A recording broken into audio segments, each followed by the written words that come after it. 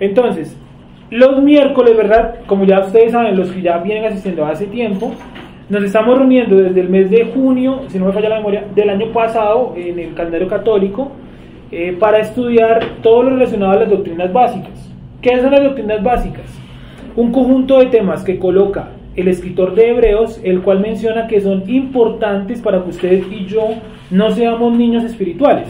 Y dice, si usted no conoce esos temas, usted ni siquiera es un niño espiritual. Entonces tratamos de enfocarlo como la necesidad de estudiarlos porque, digámoslo así, necesitamos entender y comprender temas que nos ayuden a comprender temas más complejos. Entonces vamos a empezar en Hebreos 5:14. Ahí empieza el meollo de todo esto. Mencionamos las doctrinas que hemos visto en estos casi un año ya, y como se pueden dar cuenta en la hoja que ustedes tienen en su mano, encuentran el nombre, ¿cierto?, de la doctrina que estamos viendo, que es la resurrección de los muertos. En la resurrección de los muertos vamos a hacer una introducción que ya lo hicimos la semana pasada, pero vamos a retomarla un poco, donde vamos a tomar tres conceptos fundamentales o primarios, que son revivir, ¿cierto?, resucitar y reencarnar. Como ustedes ven, en la parte de reencarnación dice claramente que es una doctrina falsa. La reencarnación no existe en términos bíblicos, no existe. Desde el punto de vista teológico tampoco existe. Es una idea que está metida dentro del judaísmo en la época de Jesús. ¿Quiénes la metieron? Por aquí están los nombres. Los saduceos, donde ustedes van a encontrar que en el Nuevo Testamento dice que ellos no creían en la resurrección de los muertos. Entonces, ¿en qué creían ellos? En la reencarnación. Ese es un tema o doctrina netamente babilonia que se metió en el judaísmo y hoy en día pues se vende por ahí, ¿no?, en algunos lugares, como por ejemplo la nueva era, algunas ramas creen en la reencarnación, y la más común es la cultura hindú, ¿cierto?, donde mencionan que una persona muere y encarna en cualquier otra forma de vida en el planeta Tierra. Entonces vamos a empezar con, repito, Hebreos 5:14. Iniciamos ahí.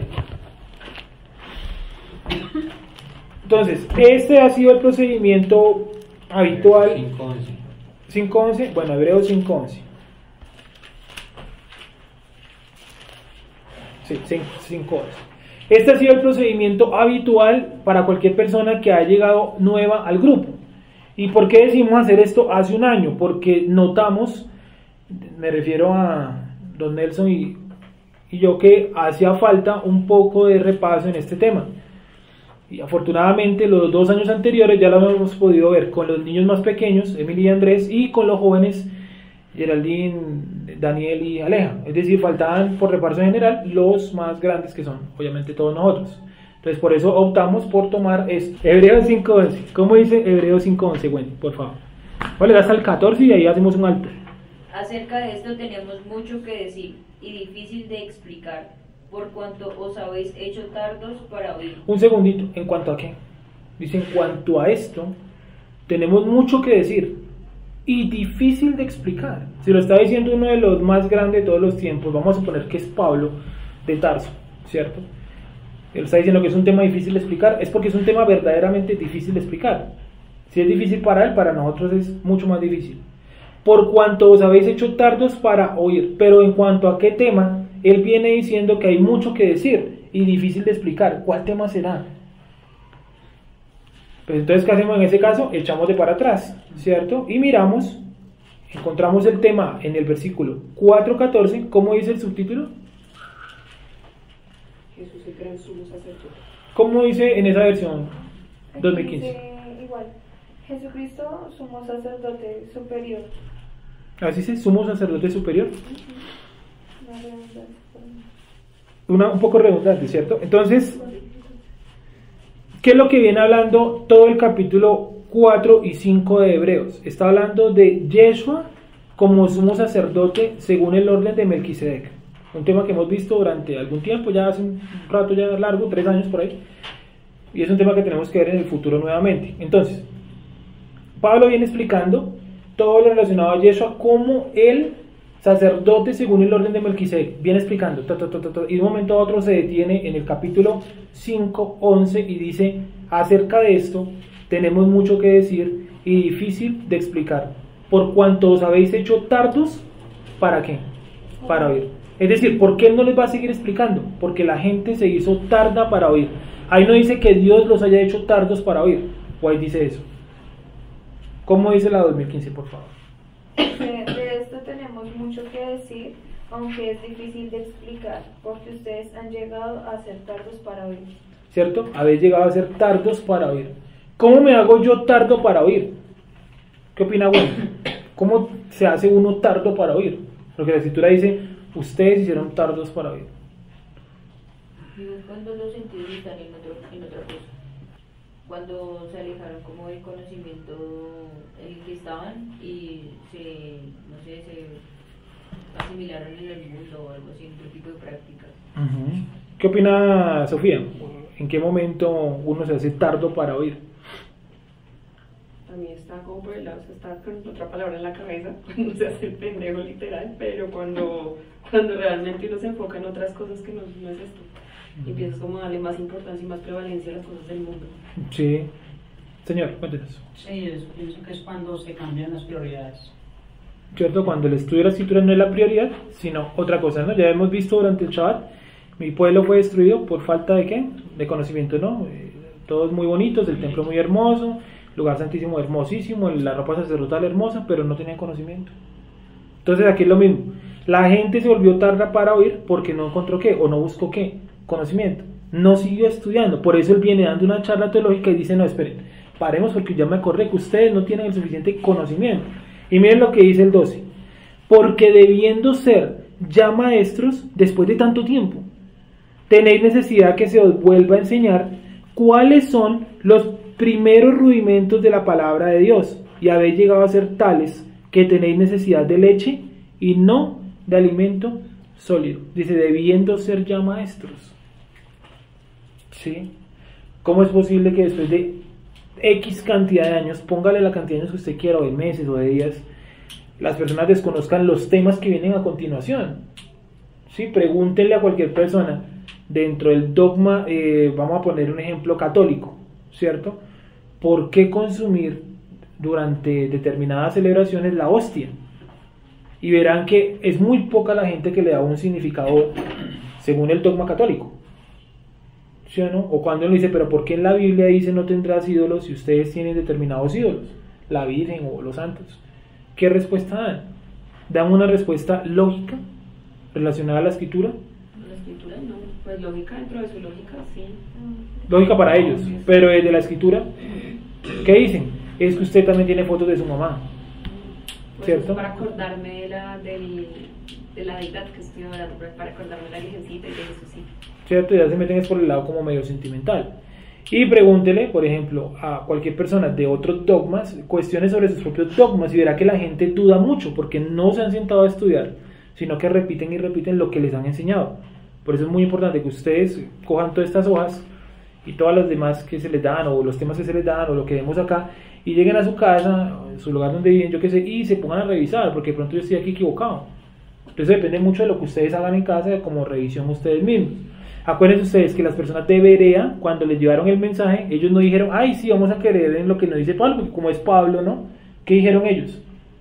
Dice que se colocaron muy felices porque les predicaron. Dice, pero se pusieron a revisar en las escrituras todo lo que Pablo les decía, y encontraron que todo era ¿qué? Que todo era verdad. Entonces usted tiene que ser como los de Berea, usted y yo.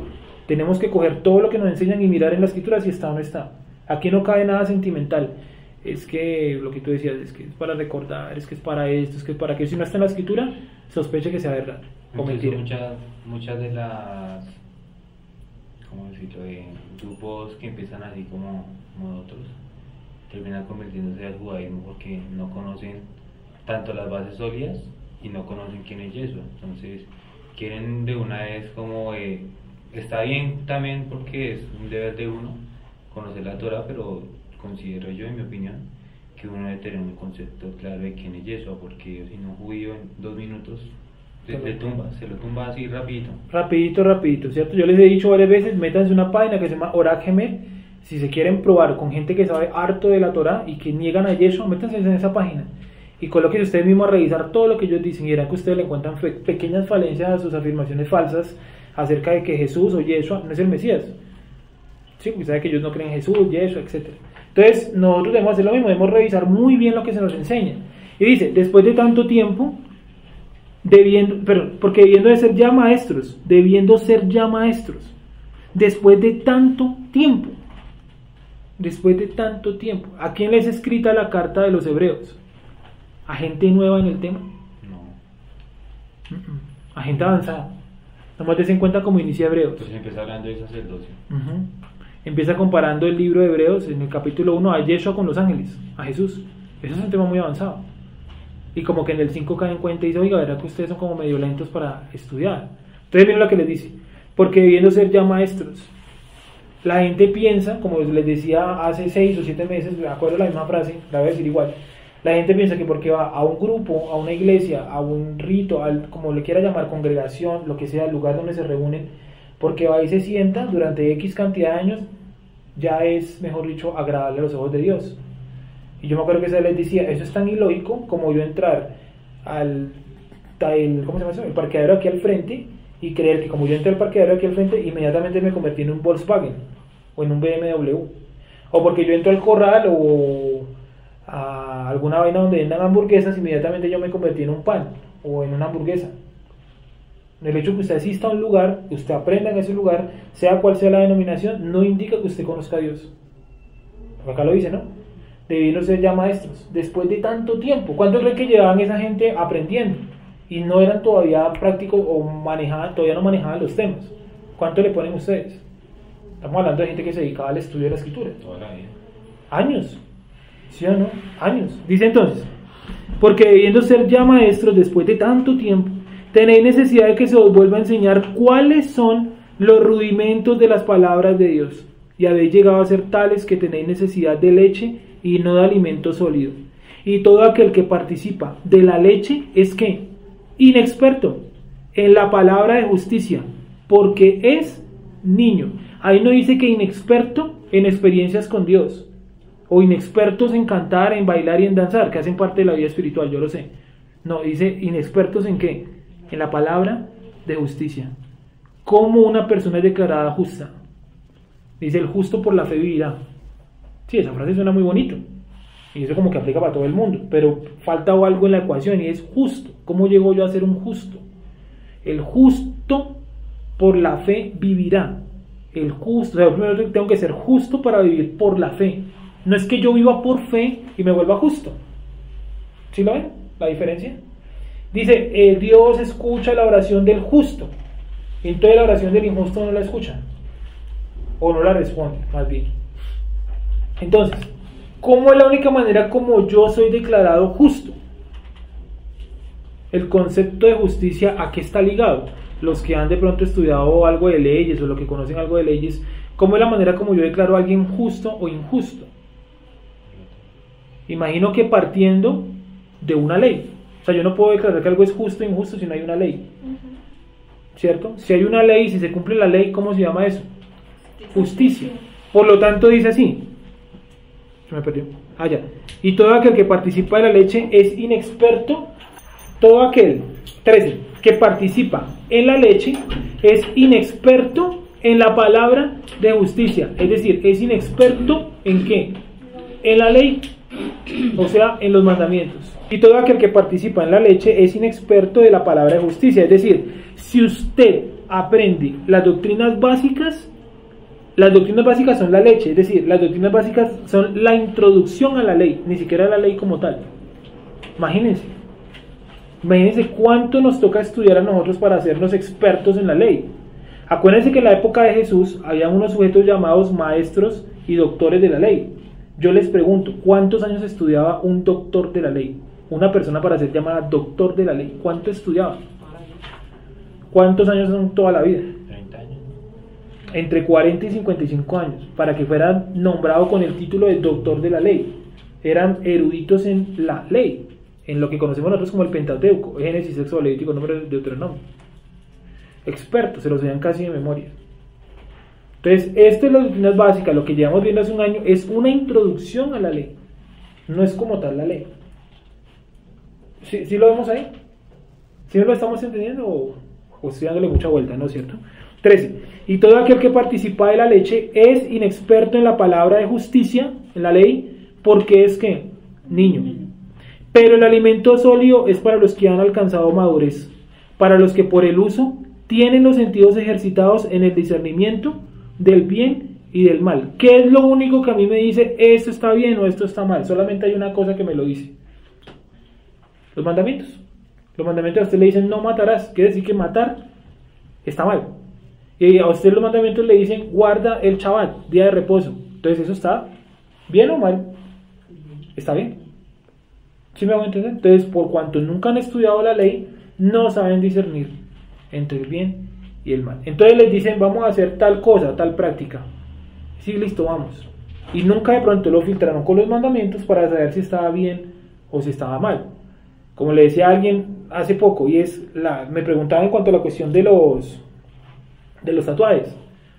Me decían que los tatuajes son bonitos o agradables.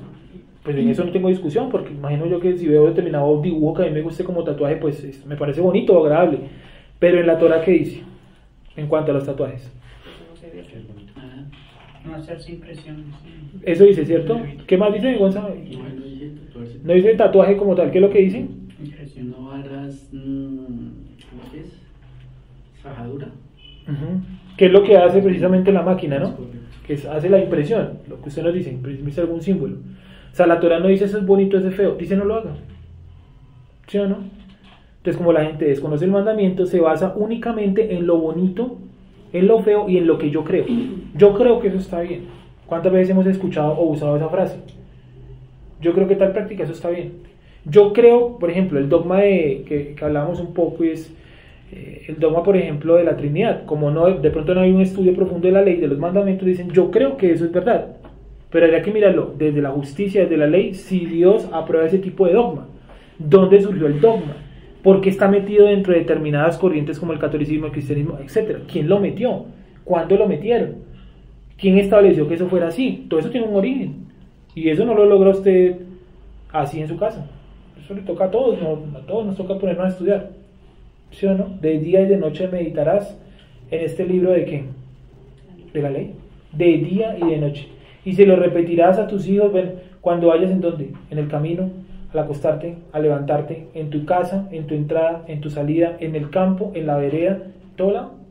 Yo tengo que estar conectado en el estudio de la Torah, de los 5 primeros libros de la Biblia, tengo que estar conectado día y noche para poder entender qué es lo que le agrada a Dios, no lo que a mí me parece bonito. ¿Sí? ¿Me dice entender? ¿Han entendido? Pero ¿tienen hasta ahí alguna pregunta? ¿Duda? ¿Comentario? ¿No? Bien.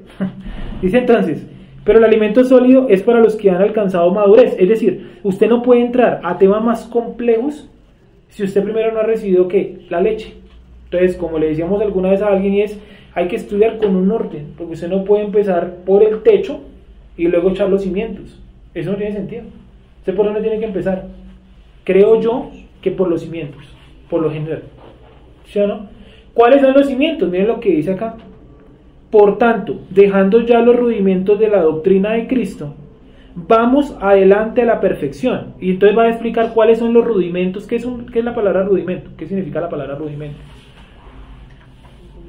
Busquemos un segundo qué es rudimento exactamente. O como dice la versión allá, la 2015. A veces coloca palabras más cercanas a nuestro español que al español de España. ¿Qué versículo? El versículo 6.1. Por tanto, dejando las doctrinas elementales de Cristo, sigamos adelante hasta la madurez sin poner de nuevo el fundamento del arrepentimiento de obras muertas. Míralo ahí, gracias. Fundamento, ¿cierto? El fundamento. Y viene a dar las doctrinas elementales. Viene a dar las doctrinas elementales, ¿cuáles son? ¿Sí o no? Entonces, por tanto, dejando ya los rudimentos de la doctrina de Cristo, vamos adelante a la perfección, no echando otra vez.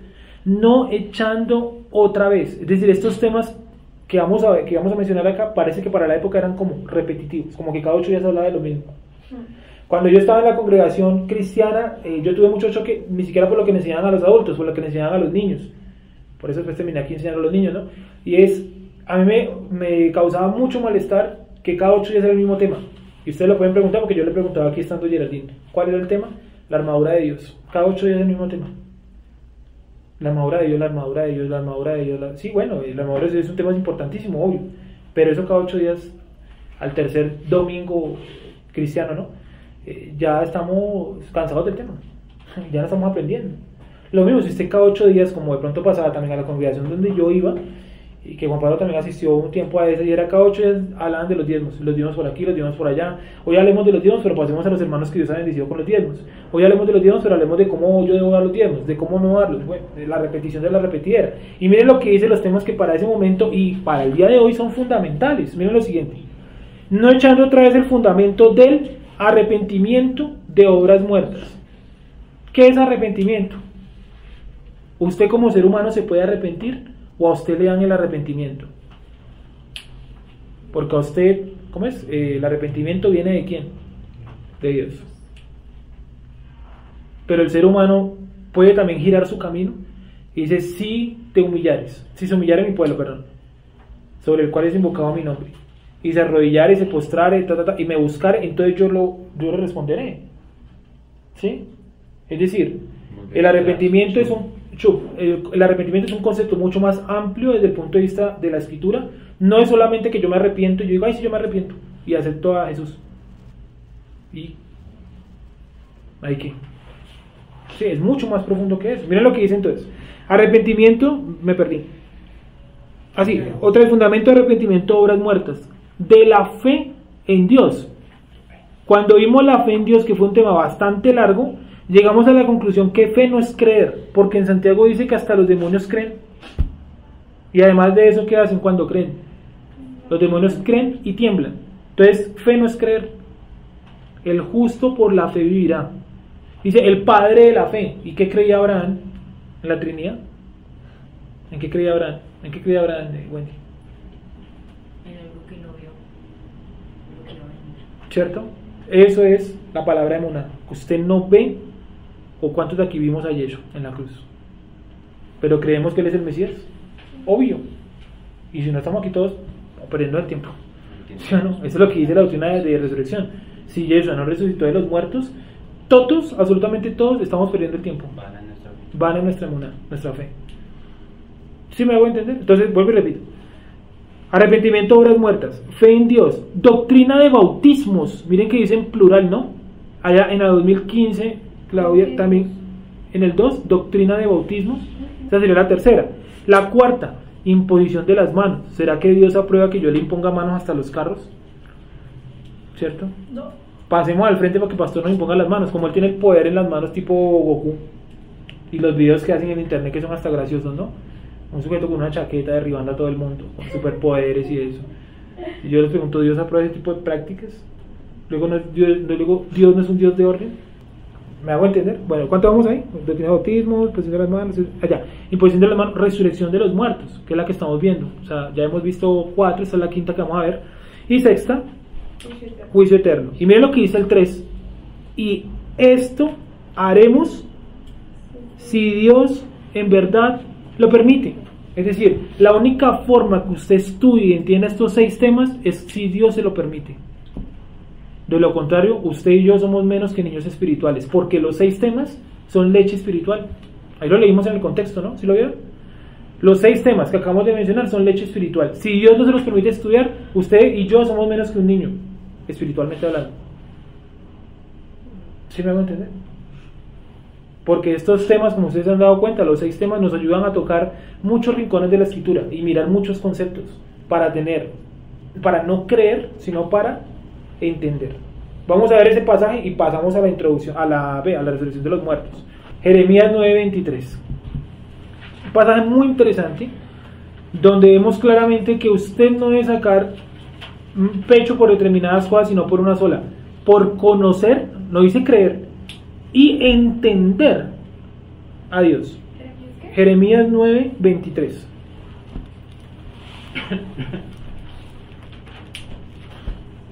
Entonces yo los invito, los animo, ¿verdad?, a que en sus casas lean nuevamente el pasaje que acabamos de leer en Hebreos. Y usted mismo se cuestione y diga: si yo manejo este tema bien, yo manejo este otro, de los 6 que están ahí referidos. Y a la final del día usted sacará la conclusión y me dirá si yo soy un niño espiritual o no. Yo ni siquiera llego a niño espiritual, porque si usted los desconoce, dice el mismo libro de Hebreos que estos temas son la leche para los niños. Si usted no la tiene, usted ni siquiera es un niño espiritual. ¿Usted o yo? 9:23. Jeremías 9:23. Me hace un favor si me ayudas a leerlo, por favor. Así dijo Hashem, Jehová. No Eso se es. alabe el sabio en su sabiduría, ni en su valentía se alabe el valiente, ni el rico se alabe en su riqueza. Miren lo que, gracias, Benny, ya para que me ayudes con el 24. Así dijo Jehová: no se alabe el sabio en su sabiduría, ni en su valentía se alabe el valiente, ni el rico se alabe en sus riquezas.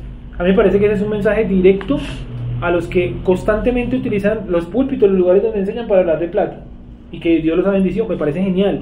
Pero como alguna vez discutí con una muchacha de la que queda ahí en las Américas, ¿cómo se llama esa? Frente a la Medellín. Eso, G12. ¿Cierto? Ella me dijo que Dios, eso fue las palabras que ella utilizó, no sé, de pronto no será el dogma de ella, pero eso fue lo que ella me dijo. Me dijo: Dios quiere bendecirlo a usted, porque a Dios le gusta bendecir a sus hijos. Entonces yo le dije: un momentico, ¿cuáles son las personas más ricas del mundo? Dijo: no sé. Yo le dije: los más ricos del mundo son los musulmanes. Y están luego los, no sé, Bill Gates, el de Amazon. El de Bezos, ¿no? Jeff Bezos se llama el man. Sí, así es. Y no sé, el de Apple, el que se murió, Steve Jobs. ¿Cuál de ellos va a su congregación? Ninguno. Entonces yo podría decir que el Dios de los musulmanes es el Dios verdadero, porque ellos son los más ricos del mundo. ¿O no es así? ¿O no tienen expendios de lingotes de oro en Arabia Saudita? ¿Sí o no? Digo: no, pero es que Dios no funciona así. Entonces eso fue lo que usted me dijo, que Dios me iba a bendecir. Dios me quiere a mí bendecir, pero resulta que la gente más rica del mundo es los musulmanes. O sea, el Dios verdadero, según el dogma que usted me está enseñando, es Alá. Bueno, porque es que Dios bendice conforme a la cantidad de fe que uno tenga. Volvemos a lo mismo, es decir, la gente que más tiene fe en el planeta, según su afirmación, ¿quiénes serían? Los musulmanes. Entonces una persona como Elías, que dormía en cuevas y que andaba por ahí perseguido, él no fue bendecido por Dios, porque como no tenía plata. Y el libro de Hebreos que dice: perseguidos, aserrados, muertos a espada, sin dónde dormir, sin dónde comer. Entonces esos hombres no tenían fe. Y resulta que abajo dice: el mundo no era digno de soltar ¿qué? La cuerda de sus zapatos, de su calzado. Eran los hombres de fe. Y casi todos como vivieron. La extrema pobreza. Eso no quiere decir que usted diga pues mañana tipo San Agustín o no sé el otro, Santo Tomás, votos de pobreza, ¿no? Porque pues, tampoco, eso no lo dice la escritura por ningún lado. Simplemente quiero mostrar que aún hombres muy grandes no tuvieron bendiciones de tipo material. Estamos hablando de lo material, pero eran usados por Dios. Dígame usted si Elías no era usado por Dios. Pues, a ver, el mismo Yeshua no le dice a alguien: ustedes me siguen porque yo les doy de comer. Y dice que en ese día ¿cuántos se volvieron para atrás? Todos, menos uno. ¿Quién? Pedro. ¿Y qué le dijo Pedro? ¿Qué le dijo Yeshua a Pedro? Si te quieres ir, chao. ¿Sí o no? Dijo: no, porque solamente tú tienes plata. No, solamente tú tienes ¿qué? Palabra de vida eterna. Hay otro muchacho que llega corriendo donde Yeshua y le dice: maestro, yo te quiero seguir. Y Yeshua que le dice: de cierto te digo que el hijo del hombre, o sea él, no tiene dónde colocar su cabeza. Dice que el joven cómo volvió, triste. Hay otro que dice: maestro, desde joven, desde niño, cumplo la Torá, hago misericordia, hago una cosa, hago la otra. ¿Y qué le dice Yeshua? Ve y vende todo a los pobres. ¿Cómo volvió el muchacho a su casa? Dice que el triste, volvió triste, porque tenía un apego como material. ¿Sí me hago entender? Entonces, María y los padres de Yeshua, no vivían en las mansiones, eran sí, gente humilde. gente humilde. ¿Sí o no? ¿Y qué le decían los fariseos? ¿Acaso no es este el hijo del carpintero? ¿Acaso no son todos estos galileos? Los galileos que eran los más pobres de esa época, pero mejor dicho, pobres. Tanto que Pedro ¿a qué se dedicaba? A pescar. Y el día que no pescaron, ¿cómo llegó donde Yeshua? ¿Llegó feliz? ¿Llegó rabón, sí o no? Es que hoy no hemos pescado nada. Hemos botado la red, ¿no? Un montón de veces y nada. Interesante, ¿sí o no? Bueno, que esa enseñanza ahí también va enfocada un poco a la enseñanza, que usted puede enseñar mucho y de pronto no recoger muchos frutos, pero eso no quiere decir que usted desmaye, hay que seguir. Entonces, otra vez, Wendy, por favor. Así dijo Jehová: no se alabe el sabio en su sabiduría, ni en su valentía se alabe el valiente, ni el rico se alabe en sus riquezas. Mas alábese en esto, el que se hubiere de alabar, en entenderme y conocerme, que yo soy Jehová, que hago misericordia, juicio y justicia en la tierra, porque estas cosas quiero, dice Jehová. Él lo hace porque Él quiere, ¿cierto? Yo tendré misericordia quien tenga misericordia. Pero ¿qué es lo que hace Él? Misericordia, juicio y justicia. O sea, ¿qué es lo que Él hace? Aplicar la Torá en todo el planeta. ¿Por qué lo hace? ¿Por qué lo quiere hacer? Dice, no se alabe el sabio en su sabiduría, el valiente en su valentía, ni el rico en su riqueza. Alabes en esto el que subiese desea alabar, en entenderme y en conocerme. ¿Qué dicen otras versiones? En cualquier otra versión que me lean por ahí, la 2015, como para calentar un poco. Así ha dicho el Señor, no se alabe el sabio en su sabiduría, ni se alabe el valiente en su valentía, ni se alabe el rico en sus riquezas. Más bien, alábese en esto el que se alabe, en entenderme y conocerme, que yo soy el Señor, que hago misericordia, juicio y justicia en la tierra, porque estas cosas me agradan, dice el Señor. Entenderme y conocerme, los dos mismos conceptos. Y entender y conocer al Eterno, todos sabemos que no es un proceso de un día ni de dos. Eso requiere toda la vida, que usted asimile las decisiones que Dios toma en su vida y que usted comprenda lo que Él quiere hacer con usted, no lo que usted quiere que Él haga. Porque todos, en algún momento de nuestra vida, eso es normal, todos nosotros queremos que Dios haga lo que nosotros queremos que Él haga, y resulta que tiene otros planes que no son de mayor bendición, no, son simplemente los planes de Dios. Es el plan correcto, es el plan que Él quiere, no el que usted quiere. ¿Cómo dice de pronto otra vez? La Torre es amada. Dice, esto dice el Adón, no se gloríe el sabio en su saber, ni se gloríe el valeroso en su valentía, ni el rico se gloríe en sus riquezas. Mas el que quiera gloriarse, gloríese en conocerme y saber que yo soy el Adón, el autor de la misericordia y del juicio, y de la justicia en la tierra. Pues estas son las cosas que me son gratas, dice el Adón. Conocerme, ¿no? Otra vez utiliza el concepto, en otra versión también el concepto de conocer y de entender. Entonces nosotros vinimos a este planeta a conocer y a entender a Dios, no a buscar lo material, porque ¿qué es lo que dice el libro? Creo que es Primera de Juan, si no me equivoco, donde dice los deseos de la carne, ¿cierto? Se me olvidó, son pasajeros, algo así. Ayúdame a buscar ese pasaje si lo encuentro. ¿Cómo es? ¿Cuál es? Perdón. El mundo pasa sus deseos, pero el que hace la voluntad de Dios permanece para siempre. Ese es uno, sí. Hay otro que dice, son engañosos. Bueno, no me acuerdo en este momento cómo dice, pero ese nos podría servir un poquito también. ¿Cuál es el pasaje, hermano? ¿Qué cita es? Que por Primera de Juan. pues aquí hay uno dice, no amen el mundo y las cosas que están en el mundo. Si alguno ama al mundo, el amor del Padre no está en él. Porque todo lo que hay en el mundo, los deseos de la carne, los deseos de los ojos y la soberbia de la vida, no provienen del Padre, sino del mundo.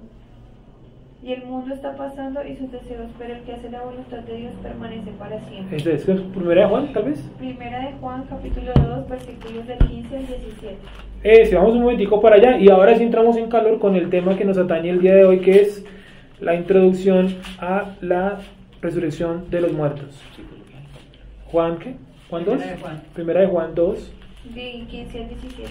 El libro de Primera de Juan es uno de los libros que más contiene información de la vida de los seguidores de Yeshua en cuanto al cumplimiento con la Torá. Por eso va a decir que es pecado, transgresión de la Torá. Pregúntele a cualquier persona que es pecado, que le dice, no, son cosas que a Dios no le agradan. Eso no es teológico, eso no es verdad. ¿Qué dice la Escritura que es pecado? Dice, el pecado es transgresión de la ley. O sea que si usted no tiene ley, no tiene pecado. Por lo tanto, yo le recomiendo entonces que vaya a la 63 con Caracas, ahí queda Creciendo en Gracia, donde el tipo tiene un cartel gigantesco donde dice, como no hay ley, no hay pecado, por lo tanto tú eres salvo y perfecto. Genial, ¿sí o no? Muy fácil. Facilísimo. Allá la entrada es gratis, por si de pronto les llama la atención. Pero corren el día, Primera de Juan 2.15. Dice, no améis al mundo, ni las cosas que están en el mundo. Primera de Juan 2.15. No améis al mundo, ni las cosas que están en el mundo. Eso hay que repetirlo hasta que nos quede grabado en nuestro corazón. No améis al mundo, ni las cosas que están en el mundo. Es decir, si a usted le han enseñado, si a usted le han enseñado materialismo y amor por las cosas materiales, hay un pequeño problema, porque este pasaje dice que usted no tiene que amar, usted ni yo, tenemos que amar las cosas que están en el mundo. Ya sabemos muy bien que hay otro pasaje que dice, la raíz de todos los males, ¿cuál es? El amor al dinero. Por lo tanto, si a usted y a mí nos han enseñado el amor al dinero, pues es algo que hay que erradicar, porque es la raíz de todos los males. No se alabe el rico en su riqueza. O sea que eso no se trata del que Dios más bendiga materialmente hablando. ¿Sí? ¿Qué Entonces puede dice ser así, amor al mundo, Sergio? 2:15. Porque... como a las cosas que están en el mundo, esa es la pregunta. Bueno, sí, así. O sea, yo entiendo lo que intenta decir el texto, ¿sí? Pero como tal a veces es necesario y pues también es una necesidad, pues el que uno, no sé, tenga un trabajo. haga una Sí, carrera. claro. Pero Claro. eso puede considerarse amor al mundo. No, yo creo que cuando eso O si yo ocupa, pongo por encima de eso. más bien, cuando eso se me convierte en un acto idolátrico, o idolátrico entendiase que está bien por encima del eterno, ¿no? Cuando usted dice, no, yo no voy a chaval por el trabajo. Cuando yo, no, Pero yo si no uno trabaja estudio. 8 y 10 horas y escasamente lo que le puede dedicar a la isla son 3, 4 horas. No, en tiene tiempo que en hacerlo, es que no es tanto el tiempo, yo digo que es La calidad. la manera como usted lo haga, porque usted puede venir también todo el chaval, como le hemos dicho un montón de veces, eso no indica que usted lo esté guardando en su corazón. Usted no sabe, de pronto la persona que llegó a las 6 de la tarde corriendo, de pronto lo guardó mejor que todos los que estamos acá. Porque no es tanto de tiempo, sino de la intención del corazón, y eso quién lo mide únicamente. Eso no puede medir sino Dios. Por eso nosotros no podemos de pronto despreciar o etcétera a las personas que por sus labores, sea la que sea, de pronto llega en los momentos finales del chaval, porque el único que sabe las situaciones de esa persona y por qué llegó a esa hora, ¿quién es? El Eterno. Y la única persona o el único ser que sabe cómo está su corazón en relación al chaval es el Eterno. Usted y yo no podemos medir eso, porque la persona puede llegar y decir, no, yo hago todo lo posible para venir a guardar al chaval. De pronto no. ¿Sí o no? Usted y yo no podemos determinar eso. Entonces, por lo tanto, dice así: no améis al mundo ni las cosas que están en el mundo. Si alguno ama al mundo, el amor del Padre no está en él. Porque todo lo que hay en el mundo, aquí viene a colocar que es todo lo que hay en el mundo, los deseos de la carne, los deseos de los ojos y la vanagloria de la vida no provienen del Padre, sino de ¿quién? Del mundo. El mundo pasa y sus deseos. Nosotros sabemos que todo lo que se pone de moda en el mundo, eso es algo, como lo acabo de decir, una moda, momentáneo. Todo es momentáneo. Todo es momentáneo. ¿Sí o no? El mundo pasa y sus deseos, pero el que hace la voluntad de Dios permanece ¿para cuándo? ¿Y cuál es la voluntad de Dios? El conocerlo y el entenderlo. Sí, y cumplir sus mandamientos. En esto conoceréis que sois verdaderamente mis discípulos, que guardan mis mandamientos. ¿Sí? ¿Me dicen entender? ¿Alguien hasta tiene alguna pregunta o duda? O todo, mejor dicho, clarísimo. ¿Claro? Entonces, vamos a seguir. Entonces, vuelvo ahora sí, retomo un poco el tema, y es la resurrección de los muertos. Entonces, como vimos ahí, en la resurrección de los muertos, ¿qué número de doctrina es? En el orden que nos da Hebreos. La número 5, o sea que ya hemos visto 4 anteriores, la número 5, resurrección de los muertos. El concepto de la resurrección de los muertos no es nuevo, ni se lo inventó Yeshua. Eso estaba en la cultura hebrea desde hace tiempo. ¿Sí?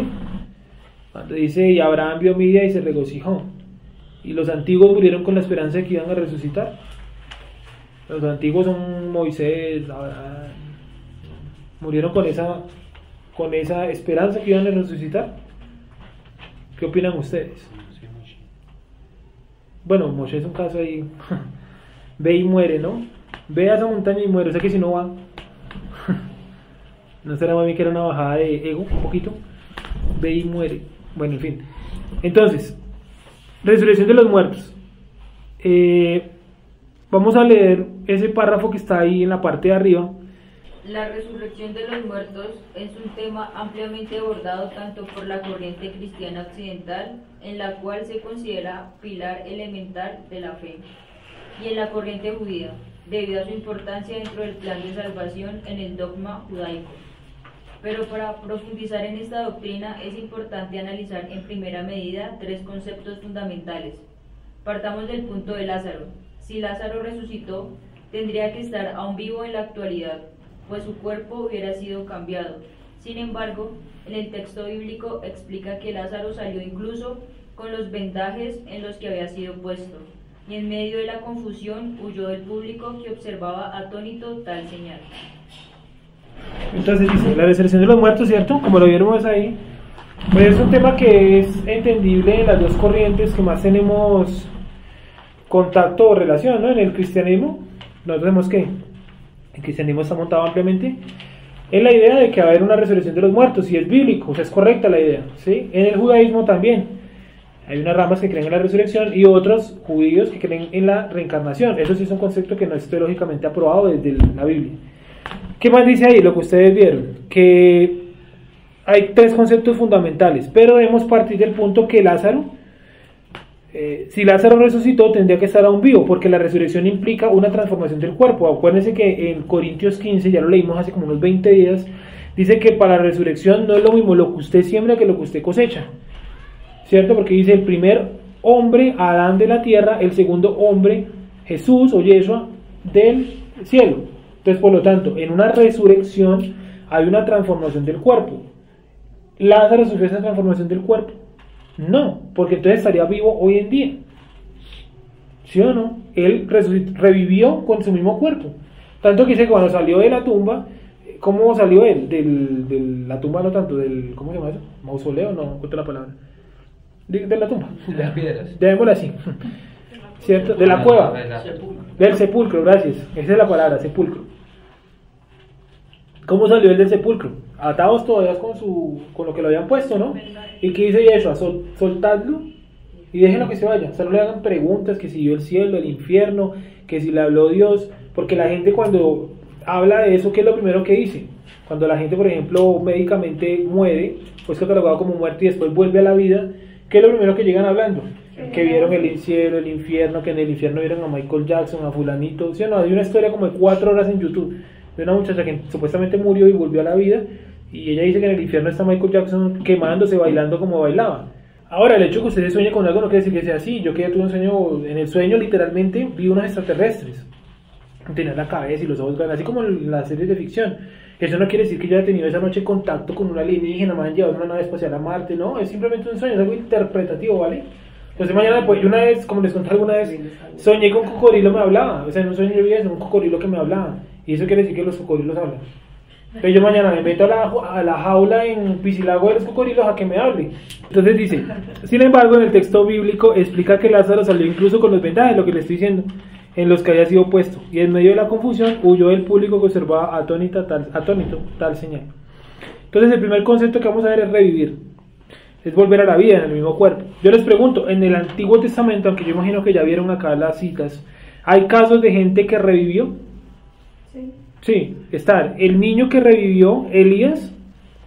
Eliseo también revivió un niño, y cuando Eliseo está muerto, echan a un hombre en su tumba, y ese hombre toca los huesos de Eliseo, o la tumba de Eliseo más bien, y revive. Porque cuando uno escucha revivir o resurrección, uno inmediatamente piensa en Jesús y en todo lo del Nuevo Testamento. Pero a veces se suele olvidar que en el Antiguo Testamento también hay esas señales. Elías revivió, como les decía hace 8 días, a una persona, revivió. Eliseo a 2. Acuérdense que Eliseo dice, yo quiero tener el doble de poder que tú, Elías. ¿Y cuánto revivió Yeshua? 3 registrados, ¿no? Pero hay una parte donde dice que Yeshua revivió muertos, revivió a sus muertos. ¿Quién sabe cuántos habrá resucitado de más? Revivió de más. Pero la cuestión es que registrados en la escritura hay 3 revividos por Yeshua, que son la hija de Jairo, el hijo de la viuda de Naín, Lázaro, que es el más conocido, y cuando Yeshua murió, bueno, dice que muchas tumbas de los santos fueron abiertas y volvieron a la vida. Fueron abiertas y volvieron a la vida. Personas que habían muerto muy cerca a la fecha donde murió Yeshua. Sí, la gente a veces dice, no, el nacimiento de Yeshua eso no importa cuándo fue, en diciembre, no importa que no haya sido ahí, celebrémoslo. No, eso cuando murió eso no interesa. Si fue el viernes, sábado, el jueves, eso no interesa porque como a Dios no, a Dios lo que importa es que usted lo adore. No, como el día de reposo, eso no importa, lo que dice mi papá en Shabbat, eso cualquier día lo podemos adorar. Pues eso lo dice usted, pero eso no dice la escritura. Ahí establece unas fechas, establece unos días, establece todo claramente, con un orden. Y la resurrección de Yeshua tiene también un orden. Después ya lo veremos más adelante en algún otro espacio. Hablaremos si murió un viernes, un sábado, un jueves, un lunes. Eso es importante. ¿Listo? Entonces, vamos a leer Primera de Reyes 17:22, como para mirar los casos del Antiguo Testamento, Tanakh, donde revivieron personas. Entonces vuelvo nuevamente al concepto de revivir, como dice en la hojita, es volver a la vida en el mismo cuerpo. Este concepto teológico, estoy leyendo la hojita, este concepto teológico es ampliamente confundido con la acción de resucitar. Sin embargo, dejemos claro que el concepto de revivir está asociado a volver a la vida, es decir, a la misma vida, con el mismo cuerpo. La palabra hebrea relacionada con estos acontecimientos es Vayei, Hebreo 24-21, el cual se utiliza como vivir, el cual, ¿cierto? Espera que me perdí. El cual se usa como vivir, revivir, avivar, volver a la vida, reincorporarse. Esa palabra sí que es interesante. Reincorporarse. Infundir vida. Para revivir, la persona no está completamente muerta. Eso tiene que quedar claro. Para revivir, la persona no está completamente muerta. Porque cuando le dicen a Yeshua, Jesús, no sé, Lázaro está muerto. ¿Qué es lo que dice Yeshua? Lázaro duerme. Cuando lo llaman a la niña, dice, no, maestro, es que la niña ya murió. Tranquilos que la niña, ¿cómo está? Dormida. Y le dice Talita Kumi en arameo, que significa ¿qué? Levántate, niña. Levántate, niña. ¿Cierto? Entonces no está muerto del todo. Lastimosamente hoy no vino Yasher, que la semana pasada nos ayudó un poco con la cuestión de qué otra manera una persona puede ser declarada médicamente muerta. Y él leyó, porque pues él tiene algún conocimiento de medicina, etcétera, que con el consumo de ciertas toxinas, su cuerpo puede desaparecer durante minutos, incluso una hora, los signos vitales. Y de un momento a otro el cuerpo, después del efecto de la toxina, volver nuevamente a la vida. ¿Eso es revivir o es resucitar? Revivir. ¿Sí? ¿Me dice entender? Hay una enfermedad muy conocida que incluso yo le cité el libro y que después se convirtió en una novela muy famosa, El Caballero de Raussan, ¿sí o no? Donde un sujeto moría aparentemente, perdía los signos vitales, lo enterraban y todo, y después de un momento a otro en la noche revivía en el ataúd, porque la catalepsia también genera eso, un estado donde el ser humano pierde casi por completo los signos vitales, pero el cuerpo no sufre descomposición. Por eso cuando van a abrir la tumba de Lázaro, ¿qué dice la hermana de Lázaro, Marta? Dice, Señor, el cuerpo hiede ya, pero más abajo dice, y entonces movieron la piedra. Es decir, ella concluyó sin primero haber olido cómo estaba el cuerpo realmente. Como yo le decía hace 8 días, era la conclusión normal, porque usted también lo llevan al cementerio y usted ve que alguien está abriendo una tumba, usted no dice, ay, no, tan rico que va a oler. Usted saca la conclusión, dice, no, ese cuerpo está podrido. Esa fue la conclusión que ella sacó, pero era real, no porque ni siquiera habían destapado la tumba. ¿Te acuerdan que hace 8 días lo vimos? Donde yo les mostré que no habían destapado la tumba. Entonces, Primera de Reyes 17:22. ¿Cómo dice esa? Wendy, por favor. Y Jehová oyó la voz de Elías, y el alma del niño volvió a él y revivió. Revivió, ¿cierto? Lo voy a dejar solamente ahí enunciado para que ustedes en su casa lo revisen detalladamente, porque pues, la semana pasada lo leímos todos contextualmente. Quiero de pronto avanzar un poco más hoy. Segunda de Reyes 4, y ahí toca que me ayuden a mirar si es el 17, el 18, el 19, porque yo anoté aquí toda la cita tal como lo vimos la semana pasada. Sofía, Entonces está aquí el 34. Después subió y se tendió sobre el niño, poniendo su boca sobre la boca de él, y sus ojos sobre sus ojos, y sus manos sobre las manos suyas. Así se tendió sobre él, y el cuerpo del niño entró en calor. Volviéndose luego, se paseó por la casa a una y otra parte, y después subió y se tendió sobre él nuevamente, y el niño estornudó 7 veces y abrió sus ojos. Ahí donde está. ¿Cierto? Sí es. Es un niño que Eliseo revive, Dios mediante Eliseo revive con un accionar muy extraño. Sigamos entonces, Dios revivió mediante Eliseo a este niño, otro niño, ¿no? Y dice que el niño se calentó su cuerpo y estornudó 7 veces, o sea, no estaba de todas maneras tan muerto como realmente puede llegar a estar una persona a la que le fue sacado su espíritu, porque leíamos en Santiago 2:26, que incluso por aquí está la cita, ¿no? ¿Dónde está la cita de esa? Ah, sí, Santiago 2:26, miremos un momento y verán, arriba, en la parte de revivir, al lado de la A, en la línea 3, 1, 2, 3, en la línea 4, no más, 1, 2, 3, 4, 5, 6, 7, está Santiago 2:26. Entonces yo les pregunto, ¿el primer niño y el segundo estaban muertos?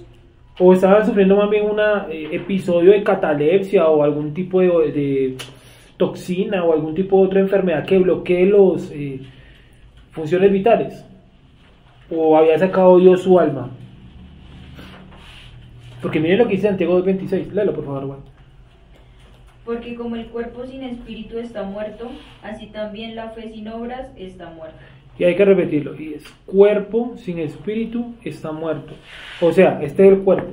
Una vez sacado su espíritu, ¿cierto? En ese momento, inmediatamente el cuerpo que empieza a padecer, está muerto, ¿cierto? Que empieza a padecer inmediatamente el cuerpo, la carne, lo que quedó, descomposición. Entonces, si Lázaro no hería cuando fue despertado por Yeshua, quiere decir que adentro de él todavía estaba metido, ¿qué? Su espíritu. ¿Sí me dice entender? Es claro, ¿cierto? ¿O alguien tiene de pronto alguna duda hasta ahí? En cambio, cuando Yeshua murió, ¿ahí qué pasó? ¿Su espíritu fue sacado? ¿Qué dice Primera de Pedro? Fue y predicó a espíritus encarcelados desde la época del diluvio debajo de la tierra, ¿cierto? Y les dijo, estuvo allá en prisiones eternas durante 3 días, el evangelio, le arrebató las manos de la muerte a Satanás, etc. ¿Él lo hizo todo eso fuera de su cuerpo? Pues claro, por eso Yeshua no revivió. ¿Yeshua qué hizo? Resucitó. ¿Fue transformado su cuerpo? Tanto que cuando resucitó, aparecía y desaparecía a voluntad. En el libro de Hechos dice que están todos encerrados en un lugar con las puertas y ventanas cerradas y aparece en medio de ellos. ¿Y qué les dice? Shalom. Puede tomar incluso otras apariencias físicas. En el camino de Maús dice que los discípulos no lo reconocieron. ¿Y es que iba disfrazado o qué? Aparentó otra forma física. Esas son características del nuevo cuerpo. ¿Cuáles son otras? No hay dolor, no envejece, ¿cierto? Hay un montón de características propias del nuevo cuerpo, pero eso es lo que veremos pues, conforme vamos viendo la doctrina. Vamos suave. Entonces, el niño que revivió Elías, el niño que revivió Eliseo. Segunda de Reyes 13:21, por favor. Entonces, el cuerpo sin alma, acuérdense de eso. ¿Sin alma o sin espíritu? Sin espíritu, gracias. El cuerpo sin espíritu está muerto, así como la fe sin obras. Ese versículo es clave, Santiago 2:26, para que lo tengan ahí en negrilla, lo puedan estudiar en su casa y lo repitan y lo repitan, lo repitan y lo repitan. Pero ¿cómo así? El cuerpo sin alma está muerto, el cuerpo sin alma está muerto, cuerpo sin alma está muerto. Y lo repitan hasta que ustedes y yo lo podamos asimilar. Entonces, Segunda de Reyes 13:21, ¿cómo dice? Bueno. Y aconteció que al sepultar unos a un hombre, súbitamente vieron una banda armada, y arrojaron el cadáver en el sepulcro de Eliseo. Y cuando llegó a tocar el muerto los huesos de Eliseo, revivió y se levantó sobre sus pies. Revivió, no resucitó, revivió. ¿Sí lo vimos ahí? Ahora, hace 8 días yo explicaba qué era lo que estaba pasando. Los moabitas tenían un culto donde profanaban tumbas, donde decíamos que hay un culto de los moabitas donde ellos iban hasta los cementerios y profanaban las tumbas, sacaban a los muertos y utilizaban las partes de sus huesos y de su cuerpo para hacer brujería. Es una práctica moabita. Entonces, esos hombres están en medio de un entierro y de un momento a otro ven que viene una banda armada. ¿Cómo así? ¿Vienen a qué? A sacar muertos, moabitas.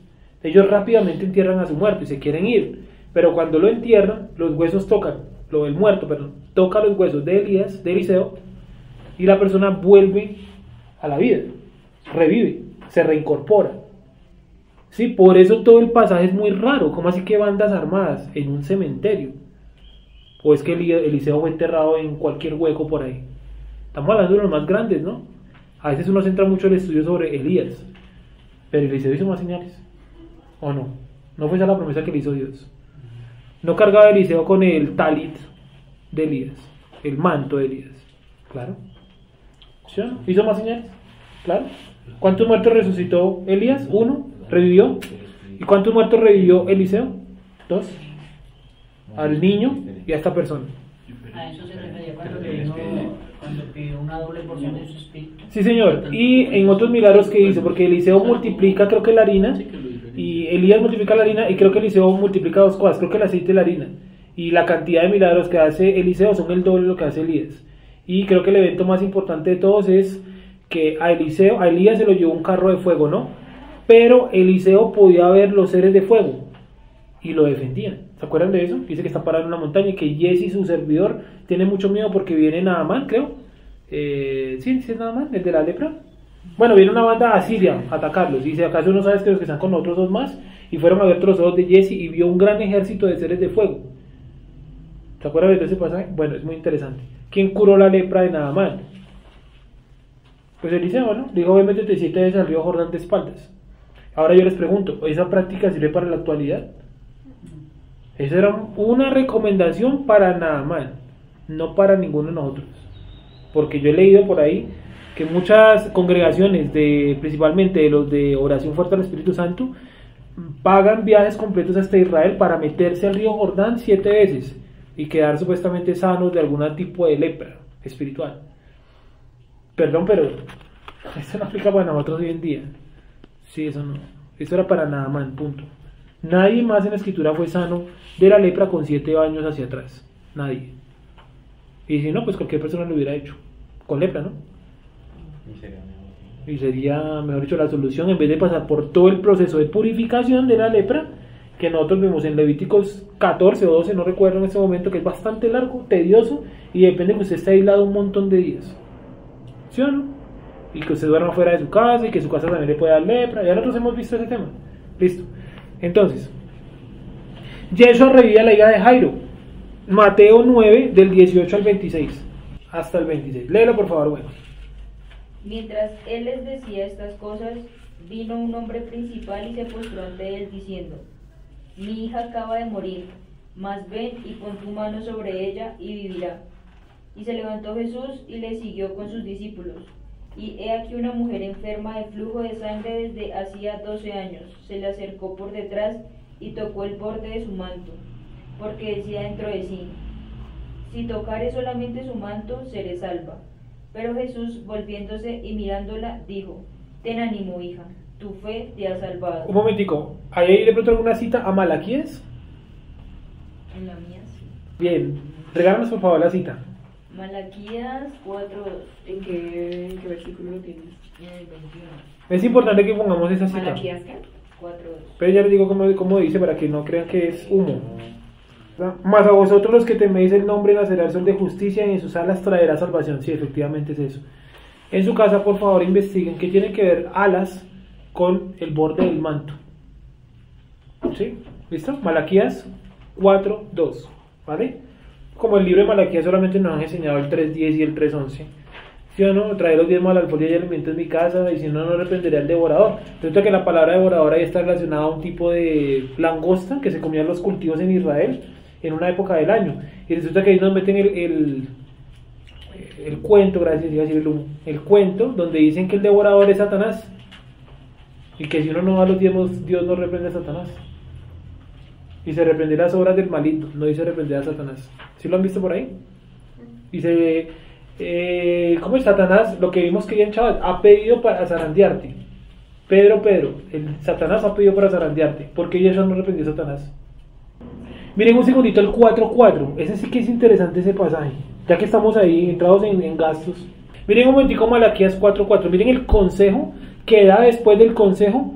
O sea, esto es para que nosotros pensemos la Biblia como algo contextual. Entonces, si nos están enseñando Malaquías 3:10, llevar los diezmos a la alfolí y eso, miren lo que dice el 4:4. ¿Cómo dice en esa versión de Claudia, por favor? Acuérdense de la ley de mi siervo Moisés, a quien encargué en Horeb, leyes y decretos para todo Israel. Gracias. Es decir, el contexto está hablando de la Torá. O sea, que si usted le dicen llevar los diezmos a la alfolí, también le tienen que leer ese. Acuérdate de la ley de Moisés, porque todo está en el mismo contexto, ¿no? Estamos hablando del mismo libro, como a 8 versículos de distancia. Bueno, ahí se las dejo para que lo miren en su casa. Ahora sí vamos al otro pasaje, la resurrección de la niña. Lo que estabas leyendo tú, ¿cierto? Entonces la mujer con flujo de sangre tocó el borde del manto, Malaquías 4:2, y ahora sí, bueno, sigue por favor. 22. Pero Jesús, volviéndose y mirándola, dijo: Ten ánimo, hija, tu fe te ha salvado. Y la mujer fue salva desde aquella hora. Al entrar Jesús en la casa del principal, viendo a los que tocaban flautas y la gente que hacía alboroto, les dijo: Apartaos, porque la niña no está muerta, sino duerme. ¿Sí? Y se burlaban de él. ¿Sí? Pero La niña no está muerta, sino que duerme. O sea, su alma, su espíritu seguía metido en su cuerpo. Sí. Por alguna extraña razón, los signos vitales de la niña desaparecieron. Yo no sé si sufría de catalepsia, de pronto alguna toxina, de pronto alguna otra enfermedad que quite por completo los signos vitales.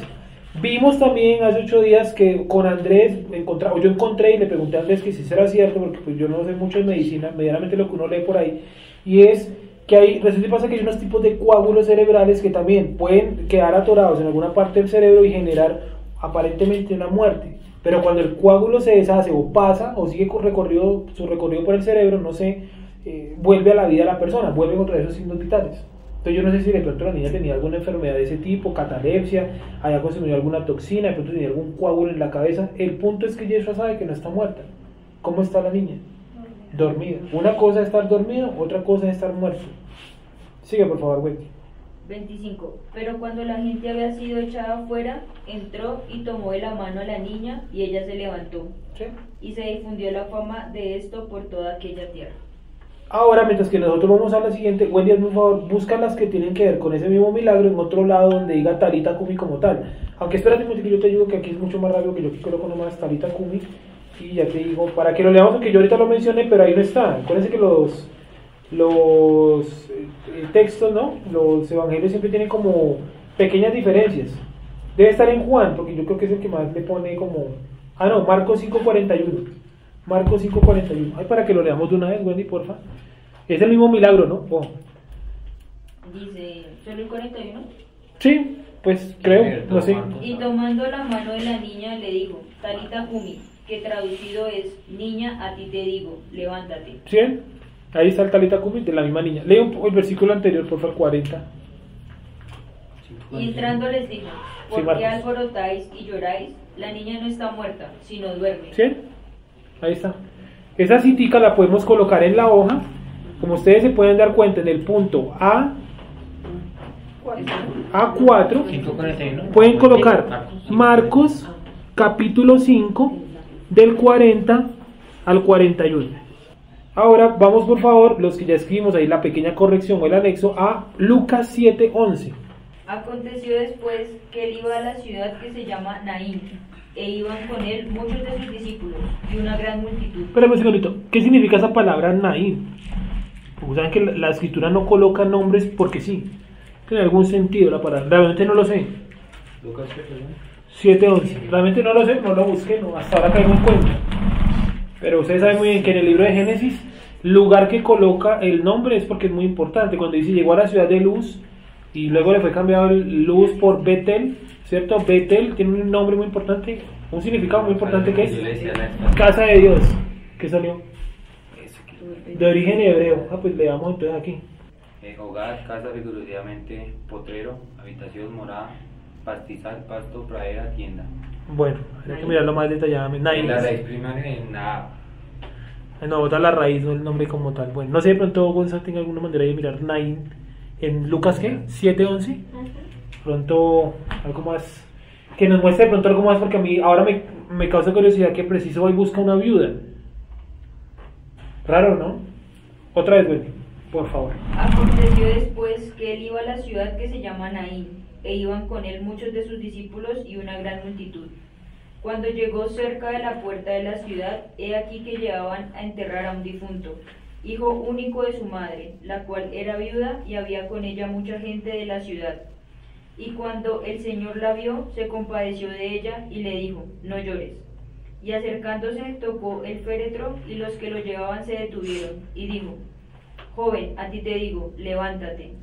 Entonces se incorporó el que había muerto y comenzó a hablar, y lo dio a su madre, y todos tuvieron miedo y glorificaban a Dios, diciendo, un gran profeta se ha levantado entre nosotros, y Dios ha visitado a su pueblo.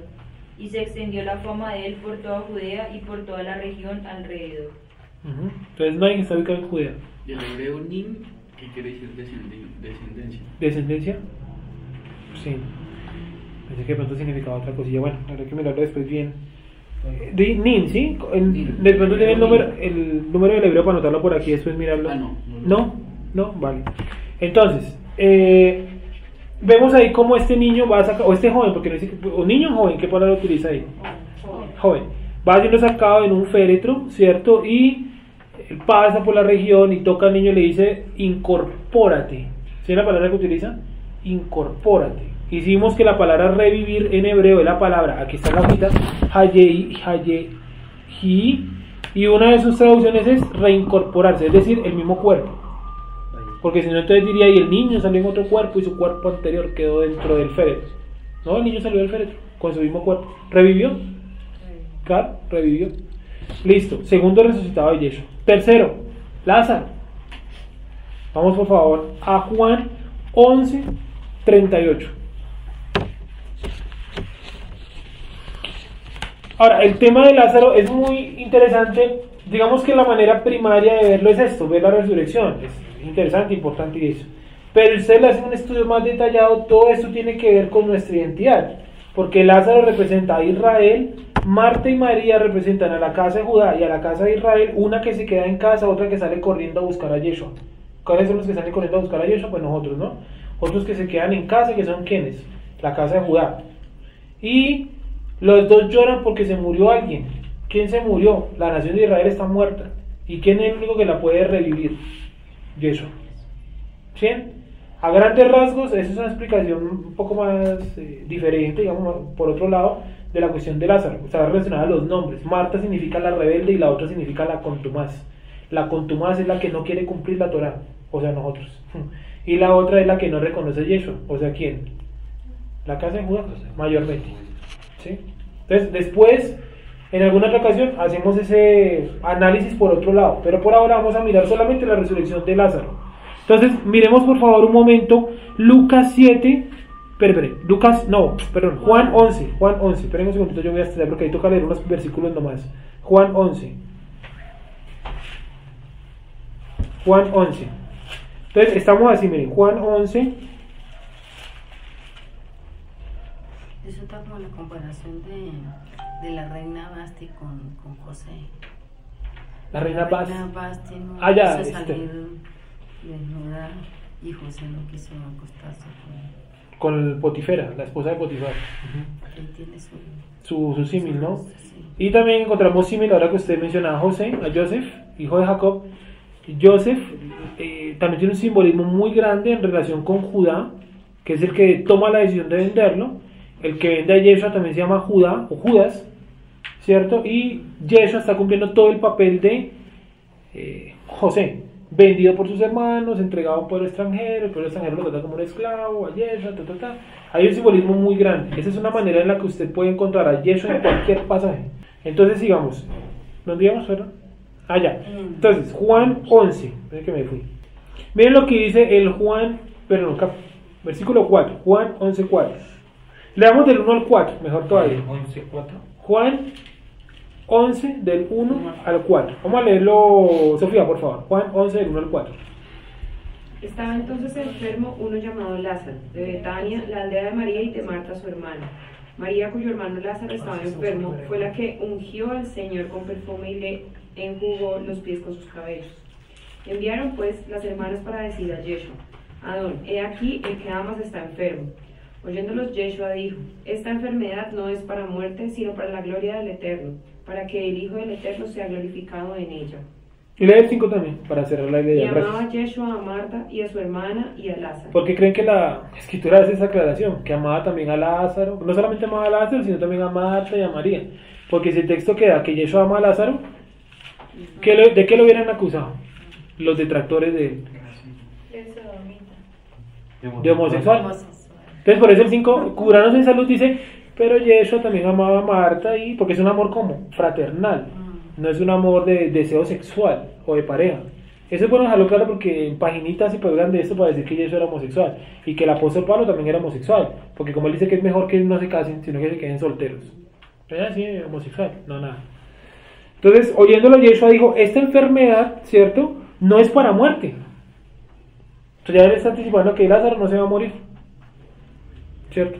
Ya lo está anticipando. Ahora miremos lo que dice el versículo 17 hasta el 27. Leámoslo por favor ahí. Toca así saltadito, en su casa lo leen bien con detenimiento, ¿vale? Vino pues Yeshua y habló que hacía ya 4 días que Lázaro estaba en el sepulcro. Betania estaba cerca de Jerusalén, como 15 estadios, y muchos de los judíos habían venido a Marta y a María para consolarlas por su hermano. Entonces Marta, cuando oyó que Yeshua venía, salió a encontrarle, pero María se quedó en casa. Versículo clave. Marta salió a encontrarle, pero María se quedó en casa. ¿Señor? H5209. Por si quieren mirar. Ah, sí. ¿11 qué? 5209. Betania, de pronto también podemos mirarlo ahí, aunque creo que ese sí significa casa de aflicción, me parece. Creo que es Anias, creo aflicción, bueno, y que por eso está muerto, bueno, tiene que ver también con el estado espiritual de Israel. Creo que eso lo vimos esta semana, ¿no? Está diciendo eso, que Betania significa justamente este pasaje. Bueno, ¿Betania significa qué? casa de aflicción, estoy casi seguro que significa eso. Entonces dice, entonces Marta cuando oyó que Yeshua venía salió a encontrarle, pero María se quedó en casa. Sigue leyendo por favor hasta el 27. 21. Y Marta dijo a Yeshua: Adón, si hubieses estado aquí, mi hermano no habría muerto. Mas también sé ahora que todo lo que pidas al Eterno, el Eterno te lo dará. Yeshua le dijo: tu hermano resucitará. Marta le dijo: yo sé que resucitará en la resurrección, en el día postrero. Le dijo Yeshua: yo soy la resurrección y la vida. El que cree en mí, aunque esté muerto, vivirá. Ojo, porque entonces yo les decía esta semana, a alguien le decía yo que ¿cómo así que Dios no es Dios de muertos? Pero dice que es el Dios de Abraham, Isaac y Jacob, todos están muertos. ¿Sí o no? Yo no soy Dios de muertos, yo soy el Dios de Abraham, Isaac y Jacob, y todos están muertos. ¿O es que Abraham está vivo? ¿O muerte en qué sentido? ¿Sí? Uno diría, ay no, Dios no es Dios de muertos, pero es Dios de Abraham. O sea que Abraham reencarnó. Esa es la solución judaica. Como Dios no puede ser Dios de muertos y dice que es Dios de Abraham, quiere decir que Abraham está vivo en este momento. ¿Cómo está vivo? Reencarnó. Eso es falso. La reencarnación, repito, es un concepto erróneo, errado. No es verdad. Para que lo tengan bien en cuenta. Bueno, entonces, 26. sigue por favor. 26. Y todo aquel que vive y cree en mí no morirá eternamente. ¿Crees esto? Le dijo: sí, Adón, yo he creído que tú eres el Mashiach, el Hijo del Eterno, que has venido al mundo. ¿Sigo? Sigue por favor. Habiendo dicho esto, fue y llamó a María su hermana, diciéndole en secreto: el maestro está aquí y te llama. Ella, cuando lo oyó, se levantó deprisa y vino a él. ¿Cuándo Yeshua mandó a llamar a su hermano? ¿Y por qué va y le dice en secreto? Rarísimo, ¿no? Bueno, hay muchas páginas para analizar, pero vamos a ir buscando la resurrección como tal. Entonces vamos a saltarnos ahora al 38. Del 38 hasta el 44. Yeshua, profundamente conmovido, otra vez vino al sepulcro. Era una cueva y tenía una piedra puesta encima. Esa es la palabra, cueva. Sí. Dijo Yeshua: quitad la piedra. Sí. Marta, la hermana del que había muerto, le dijo: Adón, y de ya, porque es de 4 días. Yeshua le dijo: ¿no te he dicho que si crees verás la gloria del Eterno? Entonces quitaron la piedra. La conclusión de ella fue apresurada. Pero lógica, yo también hubiera concluido lo mismo, ¿no? Pero ¿cómo van a destapar la tumba si es que está podrido ya? O sea, ¿cómo va a resucitar si ya está podrido? Y dice que ya estaba muerto ¿hace cuánto? Hace 4 días. Y eso está relacionado a lo que decíamos que en la clase de historia, en el Shabbat, donde decíamos que el nacimiento de Yeshua, ¿en qué año fue? ¿En qué milenio fue? En el 4.º milenio. Israel llevaba 4 milenios muerto hasta la llegada de Yeshua. Sigamos, es un tema más complicado. Entonces quitaron la piedra donde había sido puesto el muerto, y Yeshua, alzando los ojos a lo alto, dijo: Padre, gracias te doy por haberme oído. Yo sabía que siempre me oyes, pero lo dije por causa de la multitud que está alrededor, para que crean que tú me has enviado. Miren lo que dice, no dice para que crean en mi milagro, para que crean en mí, dice para que crean que tú me has enviado. Y lo que yo les decía hace 8 días, si Yeshua no ora en público, la gente le hubiera atribuido el milagro ¿a quién? A Yeshua. El que revivió a Lázaro fue Jesús. Yeshua, ¿no? El primero ora y dice: yo oro no porque yo sé que tú me oyes, yo oro es por causa de quién, de la multitud, para que crean que tú me has enviado, no para que crean en él. ¿Sí? ¿Sí lo ven ahí? Que tú me has enviado. Y habiendo dicho esto, clamó a gran voz: Lázaro, ven fuera. Y el que había muerto salió, ataba las manos y los pies con vendas y el rostro envuelto en un sudario. Yeshua le dijo: desatadle y dejadle ir. Revivió en su propio cuerpo, en su mismo cuerpo, perdón. Sí. Y ahora leamos, por favor, tengo un segundito, Lucas 12:9. Perdón, Juan 12:9, qué pena, Juan 12:9. ¿Cómo dice Juan 12:9 y 11? Claudia, por favor. Entonces mucha gente de los judíos se enteró de que él estaba allí y fueron, no solo por causa de Jesús, sino también para ver a Lázaro, a quien él había resucitado de entre los muertos. Cierto, yo les dije hace 8 días, creo que les dije, esa palabra resucitado, ahí está mal traducida y es revivido. No sé por qué la Reina Valera confunde tanto el concepto de revivir con el de resucitar. Y eso ha generado que usted y yo también los confundamos. Porque como casi todos utilizamos Reina Valera, pues quedamos muchos con los conceptos. Acuérdense lo que decíamos en Shabbat, el estudio de la escritura depende mucho de conceptos. ¿Por qué? porque son conceptos que están dentro de qué cultura, la cultura a la que pertenecían todos esos personajes de acá, la cultura hebrea.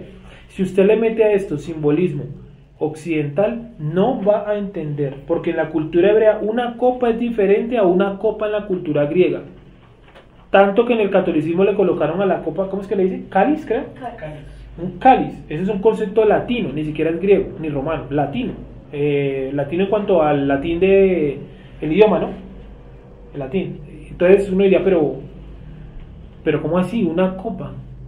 ¿Y cómo se desgastaron los católicos 796 o 97 años buscando el Santo Grial? ¿Han escuchado esa historia? Que supuestamente la copa en la que Yeshua consumió la Santa Cena, ¿sí o no?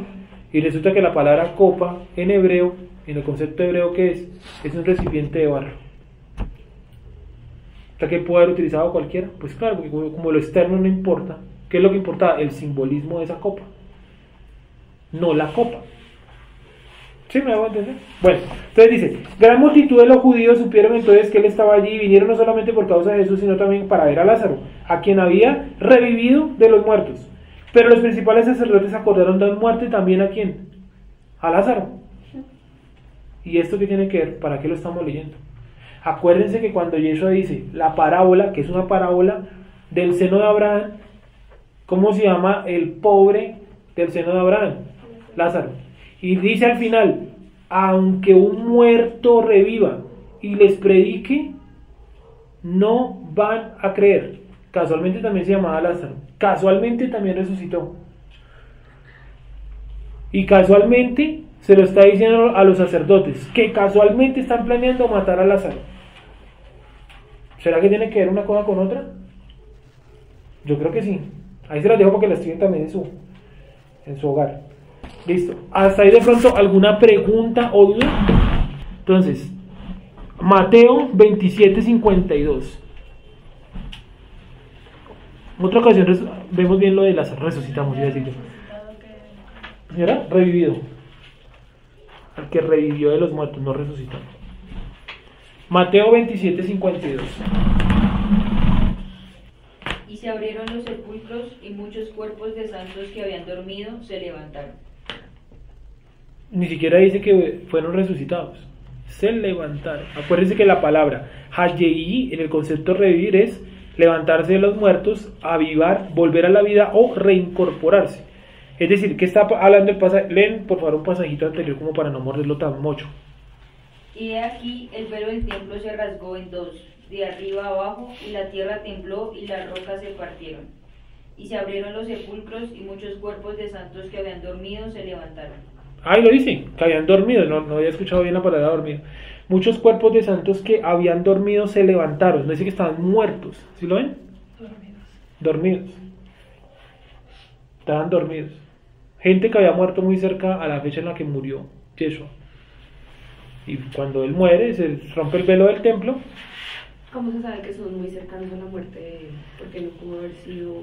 Durante mucho tiempo. Porque sí, exacto. Porque O sea, eran las primicias. No sé. Pues No. el cuerpo ya estaría descompuesto, ¿no? Sí, no tanto eso, sino también porque todo el concepto de revivir es personas que llevan muy poco tiempo fallecido. Por eso la gente hace mucho escándalo porque ¿cuánto lleva muerto Lázaro? 4 días, ¿cierto? Y ella dice, no, pero 4 días ya no hay nada. Entonces imagínate eso llevar ahí 50 años, digamos, pongamos un ejemplo. Sí, que sería poquito porque no pensaba que las primicias son los primeros. Sí, lo que pasa es que esa explicación, lo que tú estás diciendo, no sé si de pronto tú hayas leído esa explicación Sí, en es que internet, estoy mirando. donde Michael Rowe es el que dice eso, que No, cuando... otros, hay varios que dicen Sí, que son está las primicias. mal el concepto, porque el concepto, según ellos, dicen que cuando él revivió, cuando Jesús resucitó, supuestamente llevó a esa gente que resucitó, se la llevó para el cielo. Sí, que fueron las Eso primicias. no es bíblico, no está en ningún lado, porque dice que Jesús cuánto duró apareciéndose aquí a los discípulos. Ese pequeño detalle se lo olvida a Michael Roth, que Jesús no subió al cielo sino hasta cuando, ¿qué? Hubo la llamada ascensión. Entonces, ¿cuándo lo llevó? Hubiera dicho, y subió al cielo con todos sus santos, si es que no lo dice, y se vino una nube y se llevó al Hijo del Hombre, uno solo. Los demás todos nos quedamos acá. Ya, pero digamos él porque cuando apenas le dice a María como no me toques, que todavía no he subido. No es tanto Ahí. no me toques, eso lo vamos a ver la otra semana, no es tanto no me toques, sino no me detengas. Ok. No me detengas, porque pues a ver, acaba de revivir, ¿cierto? Imagino que ella lo quería tener ahí a su lado. Bueno, no me detengas, porque aún el Padre no me ha glorificado. Ahí no dice que no lo haya resucitado. Glorificar es otra cosa. Glorificar es lo que pasó en la ascensión, donde dice que la luz y todo eso, como la transfiguración, como alcanzar ese estado. ¿Sí? ¿Me hice entender? Es que ese conceptico yo lo he leído por ahí, está mal. Esa parte también es compleja en los 40 días que Jesús está, porque uno se pregunta en qué forma física está él. Porque no puede estar en esta. No, para nada. Porque tanto que en el camino de Maús, repito, no lo reconocen. Dice que en otro lado él estaba bendiciendo el pan y desapareció. ¿Se acuerdan de ese pasaje? Creo que es en Hechos, ¿no? No, en Juan al final. Incluso no hay mucho de eso. No. Dice, y se manifestó de muchas formas, a 500, y por ahí pone Pablo algo así, y se me manifestó después a mí. Pero no pone mayor cuestión qué pasó en esos 40 días. Bueno, hasta ahí de pronto alguna pregunta, podemos dejar, yo creo que hasta ahí. Entonces, esta semana, por favor, hasta el próximo miércoles, vamos a estudiar ahí la palabra, o el concepto aquí, revivir. Revisen en su casa, busquen principalmente Oseas 6.2. Busquen mucho ese pasaje, porque sí que es interesante. ¿Cómo es? Que Dios nos dará vida juntamente con Él el segundo día y nos resucitará el tercer día. Búsquenlo ahí en sus... cuando lo estudien ustedes mismos. Bueno, hasta ahí nomás. ¿Se aceitó? Sí, ahí está incluso. Oseas 6. Y ojalá puedan subrayar, rayar, tachar y aprenderse de memoria Daniel 9.26. Ese pasaje es fundamental en toda su Biblia. Daniel 9.26. Tiene que ser, mejor dicho, un arma secreta para cuando usted le digan y dónde dice en el Antiguo Testamento que Jesús tenía que morir. Daniel 9.26. La vida del Mesías será quitada. Señor. Cuando, no sé si yo estoy equivocado, creo que Jesús comió con ellos cuando dice que él es un desayunito, pescado, todo eso, él comió. Dice, tengo hambre, ¿no? Denme pescado, y creo que miel también, ¿cierto? Miel silvestre. Y dice que compartió con ellos. Creo que la palabra ahí no es tanto... Habría que revisarlo porque en este momento no me acuerdo. Pero sí el pasaje que usted dice sí existe, el momento que usted dice sí existe. Entonces dice que él compartió. Me gustaría pues entender esa parte, es decir, estaba ya... había resucitado, pero todavía no había sido glorificado, ¿sí? O sea, porque tiene hambre si ¿por qué come si en el nuevo cuerpo, en teoría, cierto, no se comería? En el nuevo cuerpo, si está resucitado, por lo tanto está en un nuevo cuerpo, ese cuerpo transformado, ¿por qué come? Eso lo vamos a ver la otra semana, creo que incluso está por aquí. La resurrección de Yeshua, Juan 20, eso lo vamos a ver. La otra semana lo vemos bien claramente, porque en este momento no recuerdo realmente cómo dicen los pasajes. Entonces la otra semana lo centramos básicamente en la cuestión de resucitar. Listo.